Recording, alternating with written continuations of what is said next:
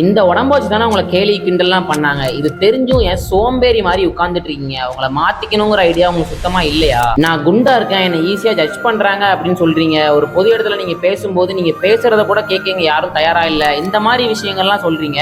அப்போ ஏன் உங்களுக்கு அந்த வெறியும் கோபமும் உங்க உடம்ப மாத்திக்கிறதுல உங்களுக்கு வரமாட்டேங்குது அப்படின்னு தான் நான் கேட்கிறேன். அவங்க பேசுற வார்த்தையும் நீங்க பட்ட அவமானங்களும் உங்க மைண்டுக்குள்ளே இருக்கணும். அதை நீங்க மைண்ட்ல வச்சு அதை உங்களை மாத்திக்கிறதுல மட்டும் தான் நீங்க காமிக்கணும். இன்னும் நியூ இயர் வர வெறும் 5 நாள் தான் இருக்கு. நான் 1ஆம் தேதி தான் ஸ்டார்ட் பண்ணுவேன் அப்படின்னு உட்கார்ந்துட்டு இருக்காம இந்த 5 நாள்ல எப்படி ஸ்டார்ட் பண்ணலாம் அப்படிங்கிறத மட்டும் யோசிங்க. நீங்க கோவப்பட்டு மத்தவங்க கிட்ட கத்துறதுனாலயோ என்ன எப்படி சொல்லிட்டாங்க அப்படின்னு சோகமா இருக்கிறதுனாலயோ இங்க எதுவுமே மாற போறது இல்ல. பேசுறவன் பேசிட்டே தான் இருப்பான். அவன் வாயெல்லாம் கண்ட்ரோலே பண்ண முடியாது. நீங்க உங்க வாயை ஃபர்ஸ்ட் கண்ட்ரோல் பண்ணீங்க அப்படின்னாலே போதும். டயட் ஸ்டார்ட் பண்றதுலாம் உங்களுக்கு ஈஸியா தான் இருக்கு. ஆனா அந்த டெம்டேஷனை கம்மி பண்ணி உங்களால ஏன் டிசிப்ளினா இருக்க முடியல? நீங்க சீட் மீல் எடுக்கிற ஒவ்வொரு நேரமும் நினைச்சு பாருங்க. உங்களை பேசின வார்த்தைகளை, நீங்க பட்ட அவமானங்களை இதெல்லாம் நினைச்சு பார்த்தீங்க அப்படின்னா உங்களுக்கு சீட் மீலே எடுக்க தோணாது. இன்னைக்கு ஸ்டார்ட் பண்ணுங்க. என்னோட கிளைண்ட்ஸ் மாதிரி 90 நாள்ல நீங்க வீட்டில இருந்து இந்த மாதிரி வெயிட் லாஸ் பண்ணலாம். ஸோ இன்னும் யோசிச்சுட்டு இருக்கீங்க, எவ்வளோ ட்ரை பண்ணி ஃபெயில் ஆயிருப்பீங்க.